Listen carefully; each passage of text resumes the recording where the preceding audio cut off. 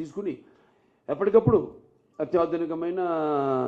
ఆధునికమైన చికిత్సను పరికరాలతో అందించాలన్న ఒక తపనతో మిగతా అంటే పోటీ కాదు, పోటీ అన్నది ఎక్కడా లేదు. Basavatarakam Indo American cancer hospital and research ఇన్స్టిట్యూట్కి ఎక్కడా పోటీ లేదు. మనమే ఈ యొక్క పర్టికులర్ ఈ సింగిల్ స్పెషాలిటీలో క్యాన్సర్లో మనం. సో అలాగే ఈనాడు మన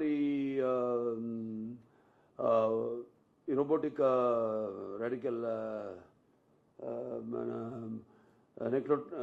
నెక్రోటోమీ అయితేనేమి, లేకపోతే ప్రాస్టెక్టమీ అయితేనేమి, వీటిలన్నీ ఇంతకుముందు చేసాం. 600-800 పైగా చేసాం. ఎప్పటికప్పుడు మనం దాన్ని మన 4th జనరేషన్ కూడా ఈరోజు మనం ఆసుపత్రికి తీసుకురావడం జరిగింది. అలాగే ఆసుపత్రికి ఎప్పుడు ఏ అవసరం ఉన్నా మా అమ్మగారి ఆశయం అది. ప్రతి పేదవాడికి కూడా అత్యాధునికమైన ఈ యొక్క చికిత్స, ఆధునికమైన ప్రపంచ పరిణామాలకు తగ్గట్టుగా, ప్రమాణాలకు తగ్గట్టుగా మన వైద్య సేవను అందించాలి, అతి తక్కువ ఖర్చుతో అని ఇలా చేసుకుంటూ పెడుతున్నాం. ఇక చలనచిత్ర పరిశ్రమ విషయానికి వస్తే నేను ఎప్పుడు ముందు ఆలోచిస్తుంటాను ఎప్పుడు.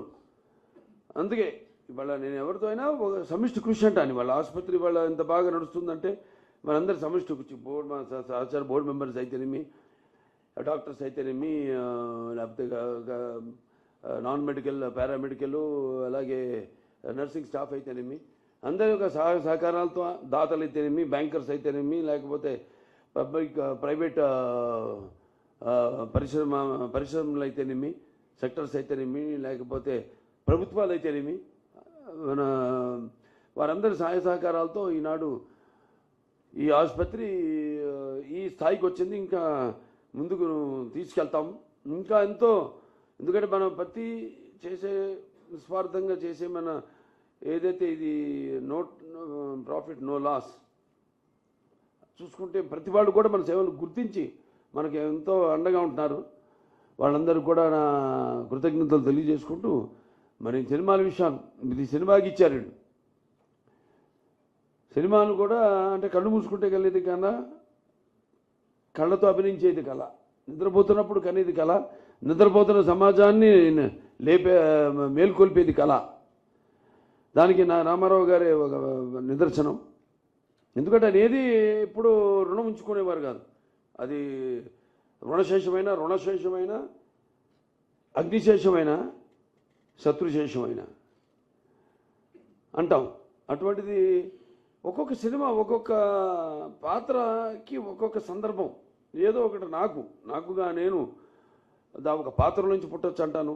ఒక సినిమా లేదా ఒక పంచభక్ష పరమాన్నం వడ్డించిన ఫుల్ ప్లాటర్ కావచ్చు, లేకపోతే ఏదో ఇంకో సినిమా చూసి కావచ్చు, ఒక నవల చదివి కావచ్చు. సో అలా ఒక్కొక్క సందర్భం నాకు అన్నీ అలా కలిసి వచ్చింది కాకతాళీయంగా అని చెప్తుంటాను మీతో. ఇప్పుడు ఈ నీటి సమస్య గురించి తీసాం ఈ సినిమా. నేను ఒక హిందూపూర్, అటు అనంతపురం జిల్లా, అంటే అటు తక్కువ వర్షపాతం ఉన్న రెండో ప్రాంతం ఆఫ్టర్ జైసాల్మేర్, రాజస్థాన్. దానికోసం ఎంతో పాపం హెచ్ఎన్ఎస్ఎస్ ద్వారా నీళ్ళు అందించడం హిందూపూర్కి, పట్టణానికి డైరెక్ట్గా అక్కడ చెరువులన్నీ నింపడం, అలా చేయడం. ఇది అలాగే ఒక నీటి సమస్య గురించి అన్నప్పుడు చాలా రీసెర్చ్ చేసాం. రీసెర్చ్ చేయకుండా ఇది సినిమా అనేది నా విషయంలో. ఇప్పుడు 3 గాజెస్ ఉంది చైనాలో, వాళ్ళు కట్టి భూ భ్రమణమే, the rotation of the earth is slow down అన్నారు బై నాసా. ఒక 0.0 అది పరిగణకు చాలా తక్కువ అనుకోవచ్చు మీరు. ఇంకెన్నో జనరేషన్స్ ఉన్నాయి. అలాగే ఇప్పుడు బ్రహ్మపుత్ర మీద బ్రిడ్జ్ కట్టబోతుంది మళ్ళీ చైనా అన్నారు. అది ఒక్కసారి గేట్లు ఎత్తేసారంటే it's going to be a water bomb. And Kalam garu మన దీనికి కూడా ఇచ్చారు ఒకసారి కాన్ఫరెన్స్, మన ఆసుపత్రి కాన్ఫరెన్స్కి. ఆయన అన్నారు, in the future in even he said that in future there won't be any warhead bombs, surgical strikes ఉండవు, it is going to be water wars అన్నారు ఆయన ఫ్యూచర్లో. దాన్ని బేస్ చేసుకుని మేము ఇంత రీసెర్చ్ చేసి ఒక అభినవ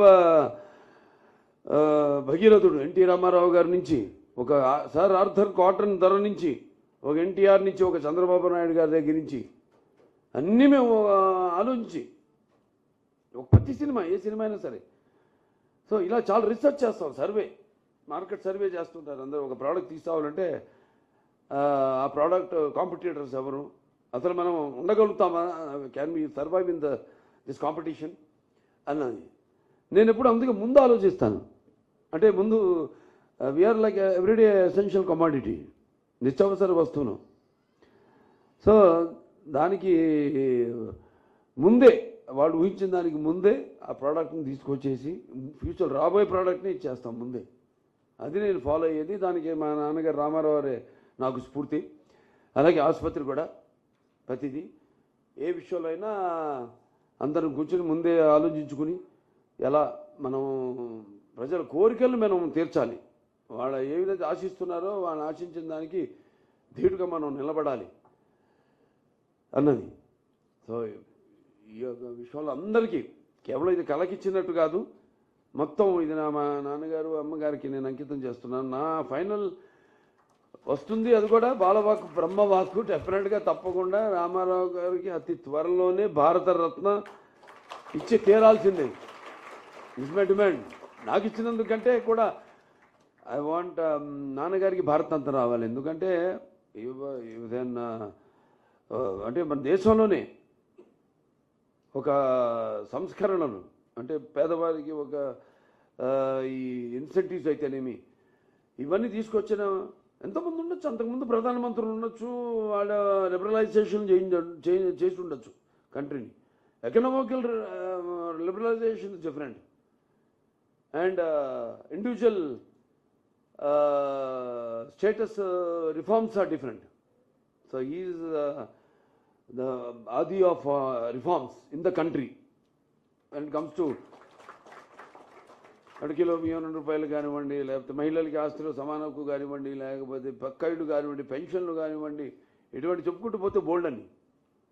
సో అతి త్వరలో ఆయన కూడా భారతరత్న ఇస్తుంది ప్రభుత్వం, తప్పకుండా కేంద్ర ప్రభుత్వం. సో నాకు ఇది ఇచ్చి నన్ను ఈ పద్మభూషణ్ భరించినందుకు, అలాగే నాతో పాటు ఎంతోమంది వివిధ రంగాల్లో వాళ్ళని కూడా ప్రభుత్వం ఇచ్చి సత్కరించుకుంది. ఇది నాకు ఇవ్వడం అంటే నా చలనచిత్ర పరిశ్రమకు గౌరవించినట్టుగా నేను భావిస్తూ, మరి సేవారంగంలో ఇటు మన Basavataraka Indo American cancer hospital అయితేనేమి, అక్కడ నా హిందూపూర్ ప్రజానికం అయితేనేమి, వాళ్ళందరికీ కూడా ఈ గౌరవం దక్కినట్టుగా భావిస్తూ నేను సెలవు తీసుకుంటున్నాను.